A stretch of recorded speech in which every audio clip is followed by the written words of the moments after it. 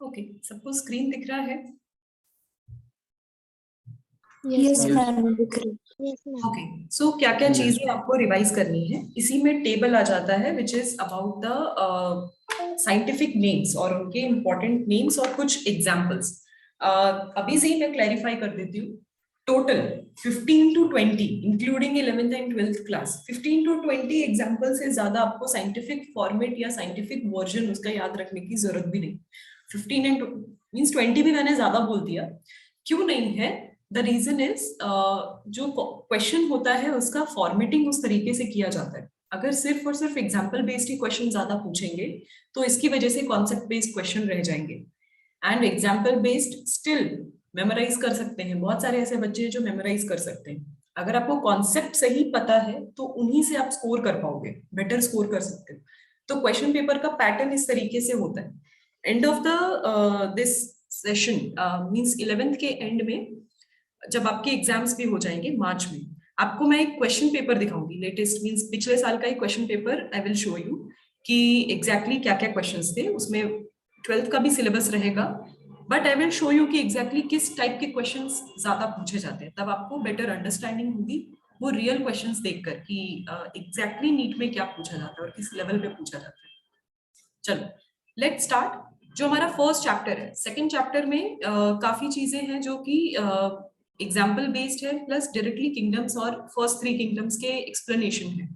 But first chapter कभी कभी हम उसे इजी समझ के छोड़ देते हैं, बट कुछ एक दो पॉइंटर्स ऐसे होते हैं जो कि उसमें याद रखने वाली चीज है जो रह जाती है। सबसे पहली चीज लिविंग ऑर्गेनिजम्स का बेसिक कैरेक्टरिस्टिक्स जो आपकी एनसीईआरटी में प्रॉपरली बताया गया।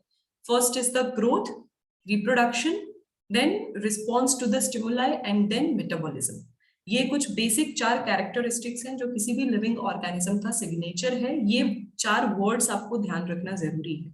यहाँ पे अब आपको कंफ्यूज कैसे करना है, इसके 4 स्टेटमेंट्स दे देंगे एंड पूछेंगे out of which are means out of the given statements which are correct और इनकरेक्ट, इस टाइप का क्वेश्चन आएगा। एंड उसमें सारी बातें लिखी होंगी बट उनका मीनिंग समझना आपकी वो क्या कह रहे हैं, वो उसके फॉर में बात कर रहे हैं या उसके अगेंस्ट में बात कर रहे हैं। मींस रिप्रोडक्शन को मेंशन तो किया है बट रिप्रोडक्शन को स्टेटमेंट में इस तरीके से लिखा है कि इट इज नॉट मैंडेटरी, या फिर उसके अगेंस्ट में वो वर्ड्स लिखे हुए हैं कुछ या नेगेटिव इंप्लाई कर रहे हैं, तो वो गलत स्टेटमेंट होगी।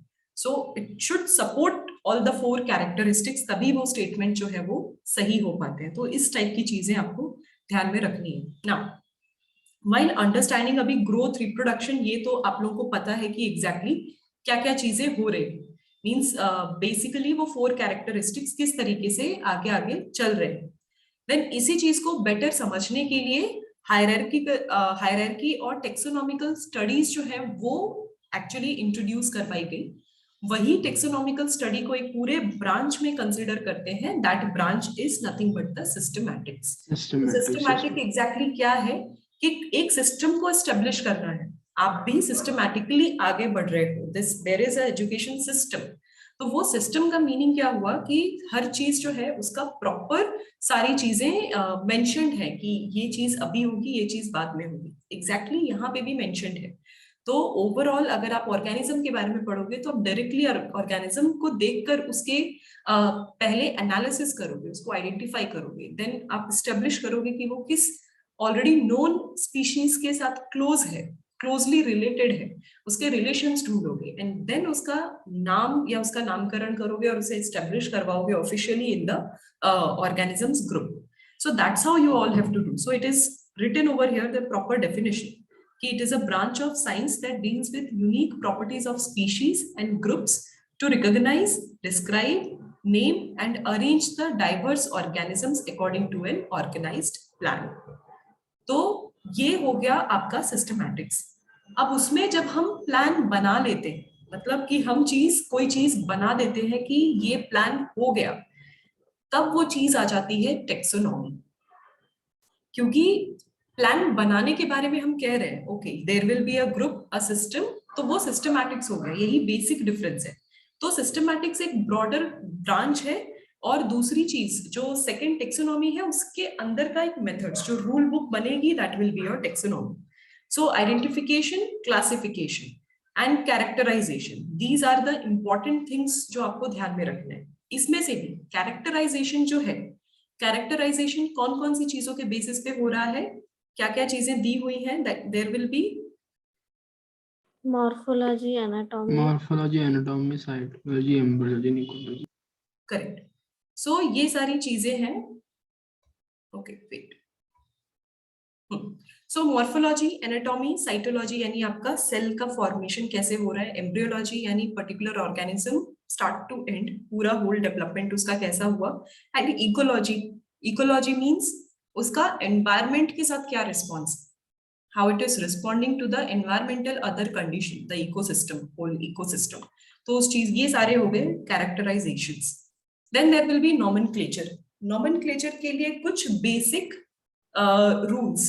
Okay, now everyone can see left side and right side. आपको कुछ नाम दिए हुए common name. So these are the common names जो आपको ध्यान में रखना है. After this session मैं ये PDF भी आपको भेज दूंगी ग्रुप पे. आई थिंक PNMT 2 के बच्चों के पास तो ऑलरेडी होगा, PNMT 1 के पास आई थिंक नहीं था, so that I will send. So इससे क्या होगा, ये PDF में वो सारी इंफॉर्मेशन है जो इस चैप्टर के लिए इंपॉर्टेंट है। तो कभी भी अगर आप देख रहे हो मींस प्लस डायग्रामेटिकली और टेबुलर फॉर्म में इंफॉर्मेशन दी हुई है, बहुत ही शॉर्ट सेंटेंसेस लिखे हैं, तो कभी रिवाइज करना हुआ और आपको ये चीज देखनी हुई तो काफी इजी हो जाएगा। In similar way I am trying to prepare all your chapters including 11th and 12th, तो वो आप लोगों के लिए काफी कन्वीनियंट हो जाएगा। Okay, so as you all can see these are the common thing जो आपको ध्यान में रखना है। These are the very common parts, या फिर कह लो कि कुछ common organisms including plant and animals जिनके ऊपर मैक्सिमम क्वेश्चंस आते हैं, या कभी कुछ आया जो, या फिर आपको थोड़ा बहुत भी ध्यान में रखना है। तो जैसे ही आप इस चैप्टर से रिलेटेड ज्यादा से ज्यादा क्वेश्चंस प्रैक्टिस करने की कोशिश करोगे, बहुत सारे नाम ऐसे हैं वो इतनी बार आपको अपीयर होंगे कि वो अपने आप आपको याद आ जाएंगे। ठीक है, एग्जाम्पल दे देती हूँ सिचुएशन का। पोटैटो का scientific name, does anyone know? Solanum tuberosum. Right. So अभी सोलेनम जो है वो फैमिली सोलेनेसी, ये तो मॉर्फोलॉजी में पढ़ लिया था ना? Yes ma'am. तो जब सोलेनेसी पढ़ लिया तो सोलेनेसी के 2-3 अगर एग्जांपल्स आपको याद है तो उसी एग्जांपल में ये भी पता चल जाएगा कि उनके साइंटिफिक नेम में सोलेनम तो रहेगा ही रहेगा। तो काफी ज्यादा आप अंदाजा लगा सकते हो कि एग्जैक्टली उनके नाम की शुरुआत कैसे हो रही है या क्या हो रही है। मतलब पोटैटो है तो उसके साथ में टमाटो भी आ जाए, सोलेनम लाइकोपर्सिकम, फिर ब्रिंजोल आ जाए, सोलेनम मेलांजिना। करेक्ट। सो एग्जैक्टली यहाँ पे क्या हो रहा है कि ये कनेक्टिंग लिंक आपको थोड़ा बहुत बनाना पड़ेगा कि कैसे आप कनेक्ट। एक एनसीईआरटी में भी दिया हुआ था शायद, सोलेनम नाइग्रम नाइट शेड करके। Okay,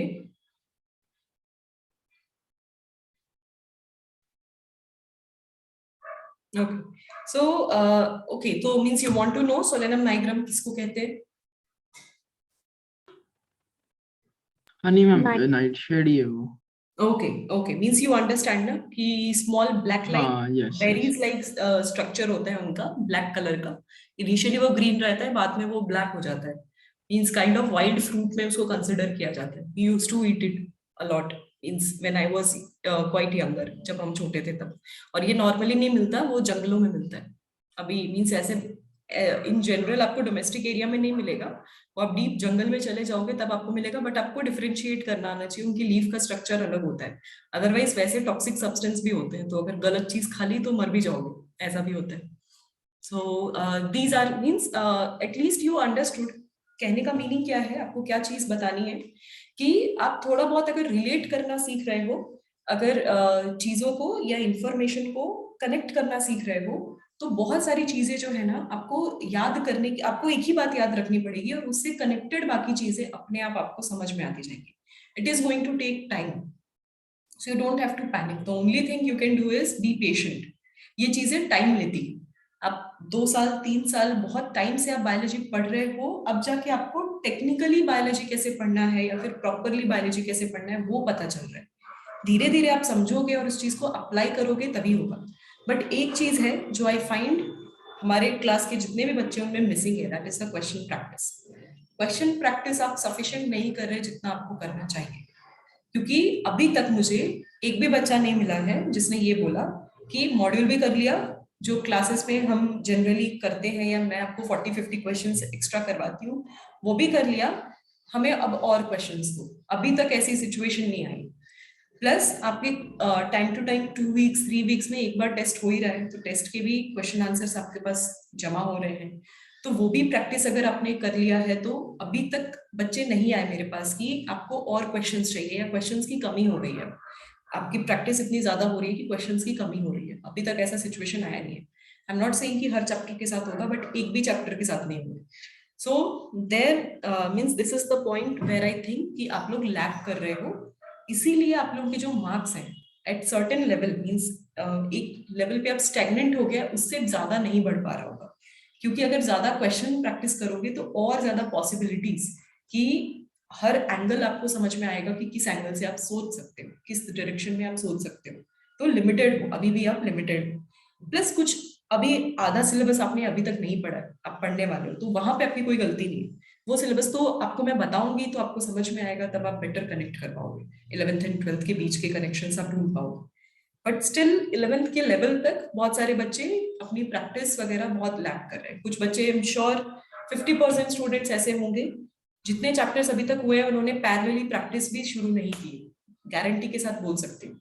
they must be confident कि उनको बात समझ में आ गई, तो जब एग्जाम होगा तब देख लेंगे, या फिर एग्जाम के टाइम पे हम डायरेक्टली देखेंगे। But let me explain you, without practice ये एंट्रेंस नहीं निकलेगा। एंट्रेंस निकालने के लिए प्रैक्टिस की बहुत जरूरत है, क्योंकि प्रैक्टिस से पॉसिबल क्वेश्चंस, हर पॉसिबल क्वेश्चन समझ में आ जाता है। तो इतनी प्रैक्टिस कर लोगे ना कि मेन एग्जाम जो होगा वो आपको बहुत इजी लगेगा। यू विल बी लाइक कि हमने तो बहुत पढ़ा और उसमें से वो इजी क्वेश्चंस आ रहे हैं। तो इजी क्वेश्चन पेपर बनाने के लिए आपका ज्यादा पढ़ना जरूरी है, क्योंकि एग्जामिनर को नहीं पता आप कितनी तैयारी कर रहे हैं, तो वो आपके हिसाब से नहीं बनाएगा, वो अपने हिसाब से बनाएगा। आपको ज्यादा पढ़ना है ताकि आपको चीजें मीन्स उसमें से आपको देख के लगे कि ओके इतना सही तो पढ़ना था, तो आपके लिए फिर क्वेश्चन पेपर बहुत इजी हो जाएगा। That is one advice, my advice. And मैं बार बार यही बोलूंगी आपको कि प्रैक्टिस करते जाओ, बहुत सारा करते जाओ। एंड 50% बायोलॉजी है, तो बायोलॉजी तो इग्नोर कर ही नहीं सकते कुछ भी करके, ना ही बॉटनी ना ही जूलॉजी, ऑप्शन नहीं है आपके पास। Okay, now let's continue with the topic binomial nomenclature. यानी जब रूल्स बने तो उस रूल में एक इंपॉर्टेंट चीज थी नेमिंग। जब आपने आइडेंटिफाई कर लिया, क्लासिफाई कर लिया, ऑर्गेनाइज कर लिया, उनका नामकरण करना बहुत जरूरी है। एंड नाम का भी एक यूनिवर्सल स्टेप्स होना चाहिए, यूनिवर्सल कोड होना चाहिए। वो कंट्री टू कंट्री वेरी नहीं कर सकता। जैसे कॉमन नेम है वो लैंग्वेज बेस्ड है, and there are so many thousand, more than thousands of languages जो एग्जिस्ट करते हैं इस दुनिया में, और अपने अपनी लैंग्वेज के हिसाब से लोगों ने हर चीज को अलग अलग सिग्निफाई किया हुआ है।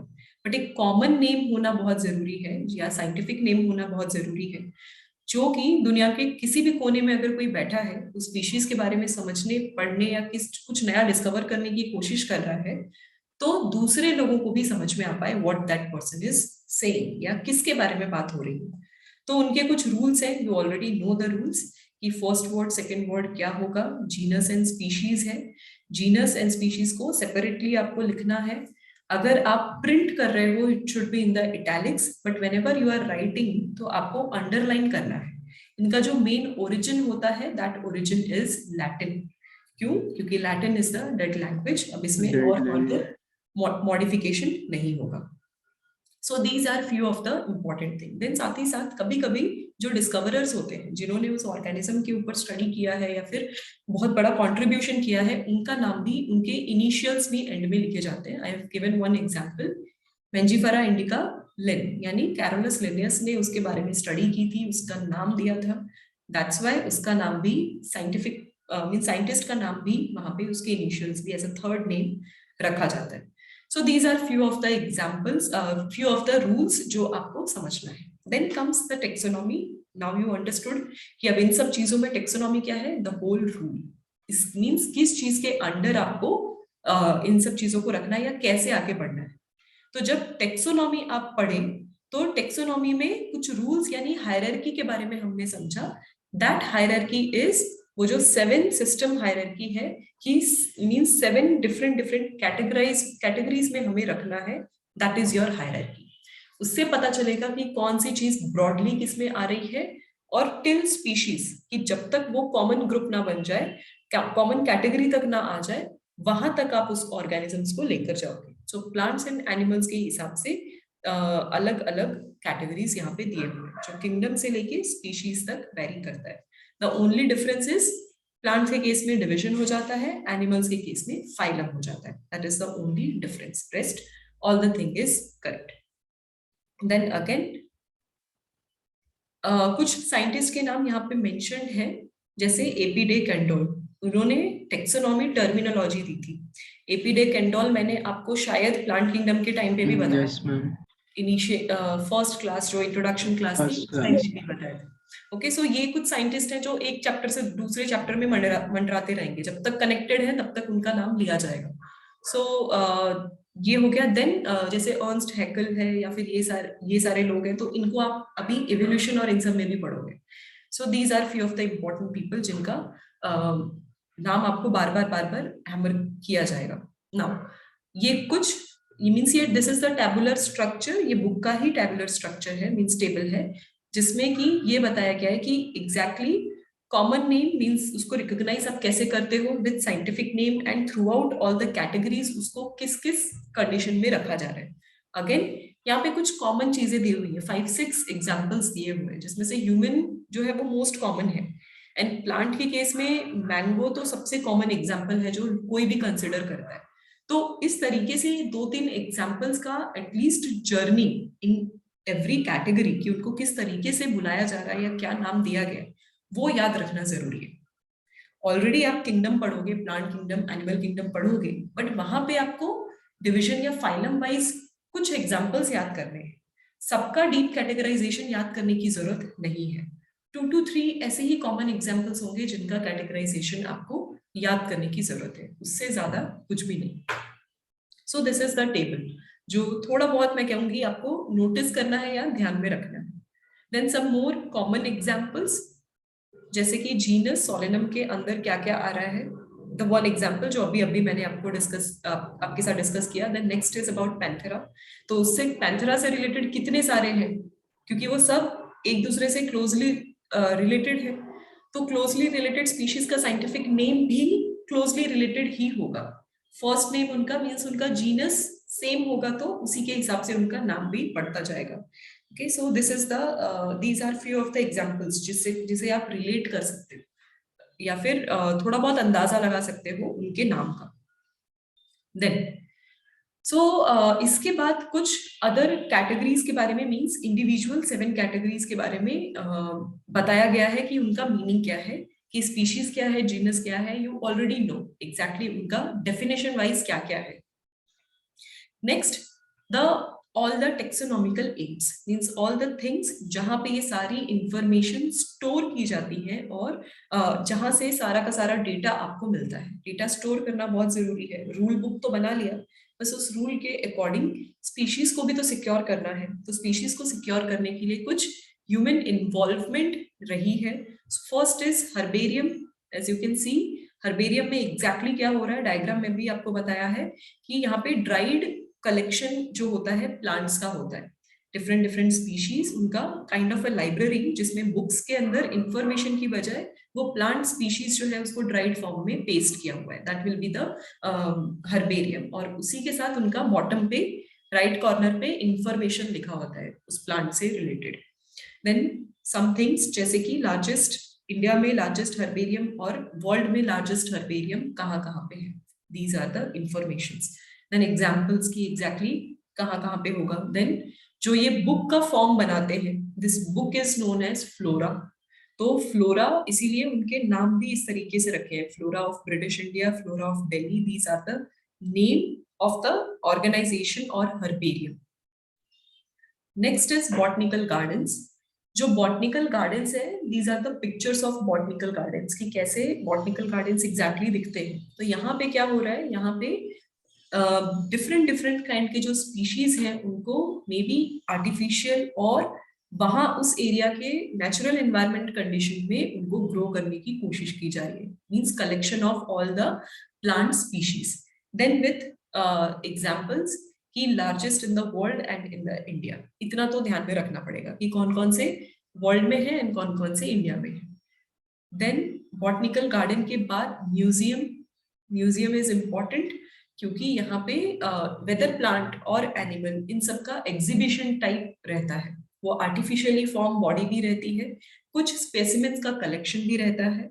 स्पेसिमेंस को कलेक्ट करने के लिए अल्कोहल और फॉर्मेलिन सॉल्यूशंस यूज किए जाते हैं।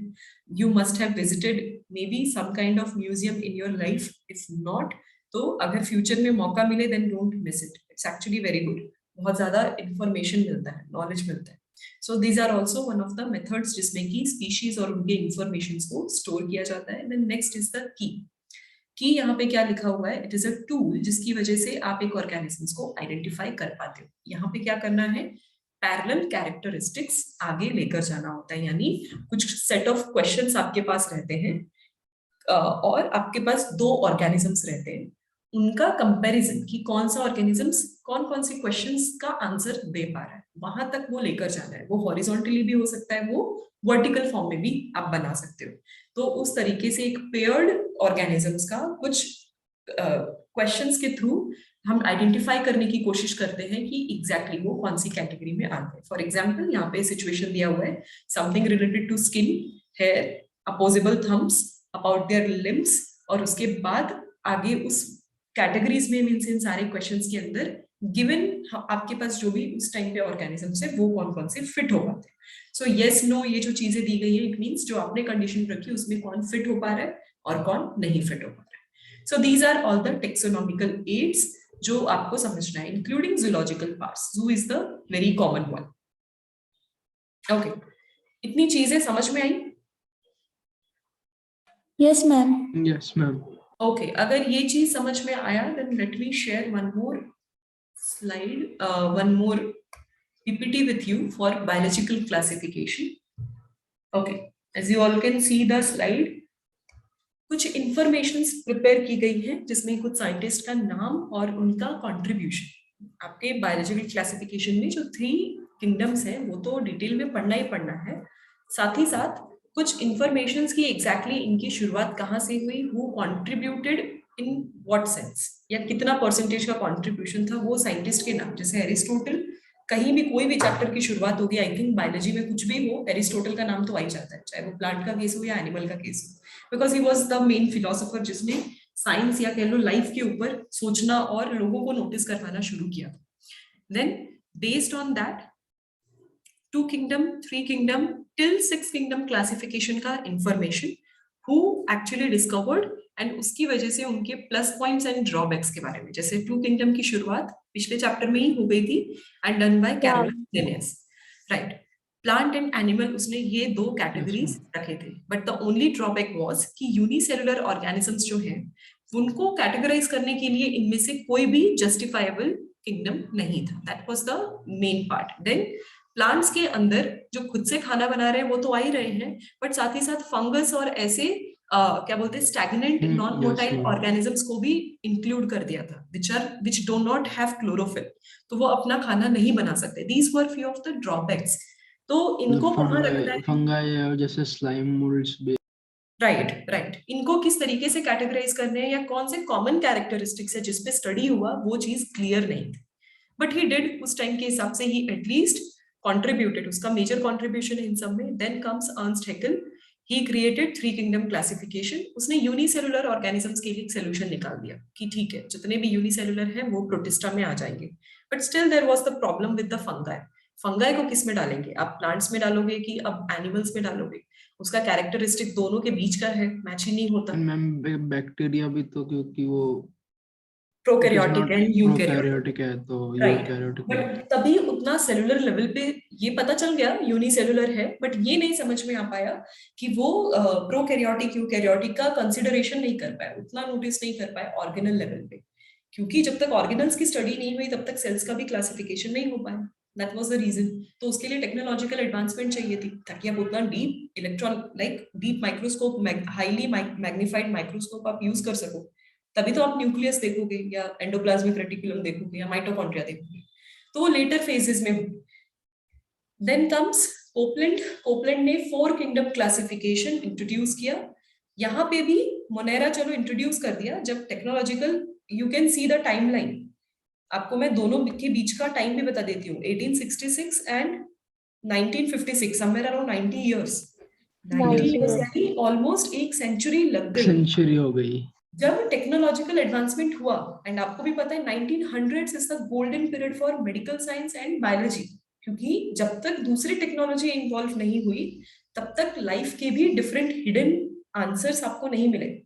सो ये जो 1900 टू 2000 है ना, सबसे ज्यादा highest level of discoveries in case of biology और मेडिकल साइंस सबसे ज्यादा इसी टाइम पे हुई है। तभी तो मशीन्स बनी, यस मैम, ईईजी, न जाने कितने सारे वेंटिलेटर्स और ये मैम न्यूक्लियस की तो डिस्कवरी 1831 में हो गई थी, रॉबर्ट राइट ब्राउन ने। राइट। बट ये नहीं पता चल पाया था कि न्यूक्लियस के भी कुछ अपने इंडिविजुअल कैरेक्टरिस्टिक्स हैं, ये चीजें नहीं समझ में, तो वो चीजें बनी है। जब बात समझ में आई तब मोनेरा बना दिया। चलो सोल्यूशन तो मिल गया प्रोकैरियोटिक यूकैरियोटिक का, इसमें प्रोकैरियोटिक आ जाएगा, इसमें यूकैरियोटिक, बट स्टिल फंगस शुरू से ही प्रॉब्लम रहा था, नहीं समझ पा रहे थे कि उसको किस कैटेगरी में रखना है। It looks like plant but do not function like plant. Then 5 kingdom classification, R H. Whittaker 1969। तो आर.एच. विटेकर ने 5 किंगडम क्लासिफिकेशन बनाया जिसमें ही सेड फंगस ना ही प्लांट है ना ही एनिमल है, वो अपने आप में एक अलग स्पीशीज है जिसका अलग कैटेगराइजेशन या किंगडम, होल मींस पूरा का पूरा किंगडम ही अलग होना चाहिए। Even though it will be a small kingdom but it will be अलग, मींस डिफरेंट आइडेंटिटी। तो उस तरीके से उन्होंने 5 किंगडम बनाया जिसमें शुरुआत प्रोकैरियोटिक ऑर्गेनिज्म से होती है। तो उन्होंने इवोल्यूशनरी एस्पेक्ट्स भी रखे, जो राइट साइड में डायग्राम है, इट ऑल्सो इंडिकेट्स कि इवोल्यूशन कैसे हुआ किसी भी ऑर्गेनिज्म का। तो मोनेरा यूनिसेलुलर है but prokaryotic, most primitive kind of organism जिसमें रहेंगे। देन उनका इवोल्यूशन हुआ एज अ यूकैरियोटिक ऑर्गेनिजम्स, यानी सेल का पहले ऑर्गेनल लेवल पे डेवलपमेंट हुआ, बाद में वो दूसरे सेल्स के साथ कॉलोनी बनाएंगे तो मल्टीसेलुलर बनेंगे। वही प्रोटिस्टा जो है, प्रोटिस्टा में हम 3 कैटेगरीज मेन पढ़ते हैं, plant like, animal like and fungus like. ये 3 मेजर कैटेगरीज आप पढ़ते हो। तो वही तीनों कैटेगरीज बाद में सेपरेट हुई and they evolve as whole plant, animal and fungus. So that was the consideration. इसीलिए आर.एच. विटेकर की जो क्लासिफिकेशन है वो इतना ज्यादा एक्सेप्ट किया जाता है कि आज भी आप पढ़ते हो। द रीजन इज इसका मेजर कॉन्ट्रीब्यूशन इवोल्यूशनरी थिंकिंग के लिए हो पाया। इसीलिए पैलेंटोलॉजी जो फॉसिल के बारे में स्टडी होती है और इवोल्यूशन के थ्रू आउट टाइम जो जेनेटिक स्टडी हो पाया है, वो इनके कॉन्ट्रीब्यूशन की वजह से आप उस तरीके से सोच पाए। This is one of the contribution, और यही है जो आपके सिलेबस में है, जिसको आपको पढ़ना है। This is the ma'am main protista में अभी भी क्लेमाइडोमोनास है, दिखा रहा था। यस, यहाँ पे उसमें अभी भी प्रोटिस्टा में हाँ क्लेमाइडोमोनास है। करेक्ट करेक्ट, वो चार्ट में, वो डायग्राम में अभी भी है। नेक्स्ट, कौन कौन से कैरेक्टरिस्टिक्स थे, उसने 5 तो बना दिए बट उसने एग्जैक्टली क्या अप्रोच रखा, वो ये 5 कैरेक्टरिस्टिक्स है। Sorry not 5 okay yes, these are the 5 major characteristics. तो सेल का type, cell wall, then nuclear membrane, body organisation, mode of nutrition. ये वर्ड्स एज इट इज आपको याद होने चाहिए, इसमें कोई ऑप्शन नहीं है आपके पास। इसीलिए ऑप्शन नहीं है, रीजन ये है कि जब क्वेश्चन आपसे पूछेंगे ना, इनमें क्या करेंगे, सेल टाइप की बजाय सेल स्ट्रक्चर लिख देंगे, या सेल वॉल की बजाय कुछ एक वर्ड ऐसा रख देंगे, न्यूक्लियर मेम्ब्रेन की बजाय सिर्फ मेम्ब्रेन, ऑर्गेनल मेम्ब्रेन डाल देंगे, और आपसे पूछेंगे कि क्या ये सारे कैरेक्टरिस्टिक सही हैं आर.एच. विटेकर के कैरेक्टरिस्टिक्स के हिसाब से। और अगर आपको एग्जैक्ट वर्ड्स याद नहीं है तो आप उसको यस बोलकर आ जाओगे, ऑल आर करेक्ट बोल के आ जाओगे, और वो आंसर गलत हो जाएगा। तो यहाँ पे अब आपको टेक्निकली वर्ड वाइज भी ध्यान से नोटिस करते हुए आगे बढ़ना है कि क्या क्या चीजें आपको समझनी है, कैसे नोटिस करोगे, मींस कैसे आपको याद भी रखना है और नोटिस भी करना है each and every words. So these are the basic characteristics. अब देखो यहाँ पे कुछ नई चीज आपको बताने के लिए नहीं थी, I just gave you one orientation की क्या क्या चीजें अब तक हमने पढ़ा है, क्योंकि काफी टाइम हो गया इस चीज को पढ़े हुए, बहुत टाइम हो गया, बहुत पहले पढ़ा था, डिटेल में तो बहुत पहले पढ़ा था, तो उसके हिसाब से चीजें कुछ ना कुछ हम भूल जाते हैं। इस पूरे चीजों में मैंने आपको 5 मेजर साइंटिस्ट के नाम तो बता ही दिए। अब ये तो बच्चे ऑप्शन ही नहीं है, यहाँ पे अब पूछोगे कितना याद रखना है और कितना नहीं, तो ये आपका ऑप्शन ही नहीं, याद तो सब रखना पड़ेगा आपको। देन एक 6 किंगडम क्लासिफिकेशन के ऊपर भी है। ये 3 के मेन क्राइटेरियाज है। एग्जैक्टली क्या क्या था? Complexity of cell structure, again आपके एनसीईआरटी में गिवन है, नथिंग आउट ऑफ एनसीईआरटी।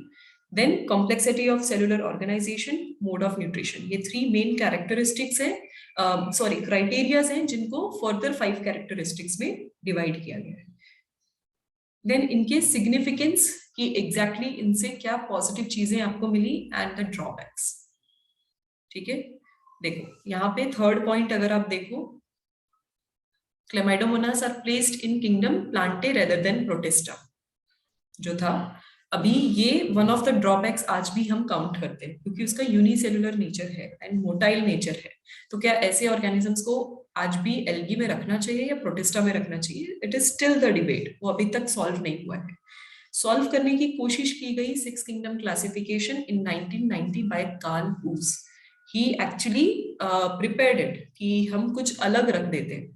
तो उन्होंने एग्जैक्टली क्या किया, उन्होंने मेन स्टडी जो नोटिस करना था प्रोटिस्टा को नोटिस करने की बजाय उन्होंने मोनेरा को ही डिफरेंशिएट कर दिया, new bacteria and archaebacteria, which is not required. Why it is not required? The reason archaebacteria adverse conditions में रहते हैं, एक्सट्रीम कंडीशंस में रहते हैं, उनके ज्यादा एग्जाम्पल्स और स्पीशीज वेरिएशंस भी एक्सिस्ट नहीं करते, तो उनको एक अलग कैटेगरी या किंगडम देकर कोई फायदा नहीं है, क्योंकि उनका basic characteristics structure wise, cell wise still eubacteria जैसा ही है, means they both are same, just उनके एंजाइम और प्रोटीन एक्टिविटीज अलग है। वो सर्टेन टेम्परेचर विथस्टैंड कर सकती है, इसीलिए वो एक्सट्रीम कंडीशन में है। जो नहीं कर सकती वो रेगुलर कंडीशन में, जो जनरल बैक्टीरिया है, जो हमारी बॉडी में भी है, हमारी स्किन पे भी है, जहां पे आप बैठे हो उसके आसपास भी होगा ही होगा। So this is the only difference, otherwise cell wise तो कोई डिफरेंस नहीं है इनमें। तो ये चीज, ये बहुत बड़ा डिबेट था, ये आगे एक्सेप्ट नहीं किया गया, मींस दैट्स व्हाई अभी भी इस चीज को क्लेम नहीं किया गया, बिकॉज 1990 30 इयर्स हो गए इस चीज को स्टेब्लिश किए हुए। अब तक आपके सिलेबस में इम्प्लीमेंट कर देना चाहिए था, बट वो नहीं हो पाया। द रीजन ये उतना सुटेबल नहीं लग रहा। जो अभी करंट स्टडी है, जो इन सब चीजों में जो करंट स्टडी है वो बता देती हूँ। It is going on protista, इसलिए प्रोटिस्टा पे because it is the most controversial kingdom, जिसमें की डाइवर्स सेलुलर कैरेक्टरिस्टिक्स सब आ जाता है, राइट। तो इसमें अगर प्लांट के जैसा भी है, जैसे प्लांट, जैसे हम लोग ने स्टार्टिंग में राइसोफाइट्स, डाइनोफ्लैजेलेट्स और यूग्लिनोइड्स, तीनों प्लांट के जैसे, और यूग्लिनोइड्स फिर भी रात में एनिमल के जैसा बन जाता है। Right right.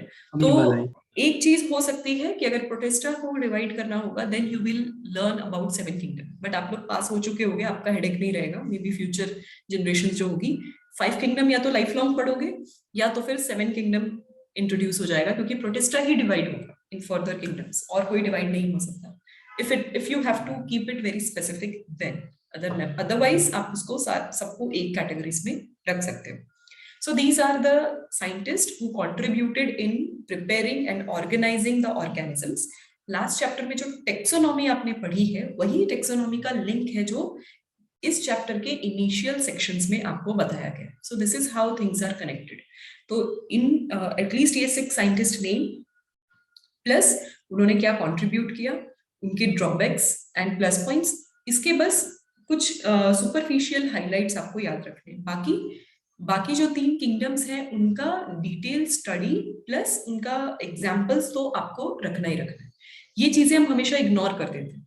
अगर आपको कोई भी बायोलॉजिकल क्लासिफिकेशन रिवाइज करवाएगा तो आपको मोनेरा प्रोटिस्टा के ऊपर रिवाइज करवाने लगेगा, और ये पार्ट्स हम भूल जाते हैं। और कभी कभी इनसे वही 1-2 क्वेश्चंस जो मैं कह रही हूँ, जो 1-2% जो chances, means 1-2% type of questions जो आते हैं, वो मैं आपको इस बार बता रही हूँ, instead of Monera and protista का डिटेल डिस्कशन।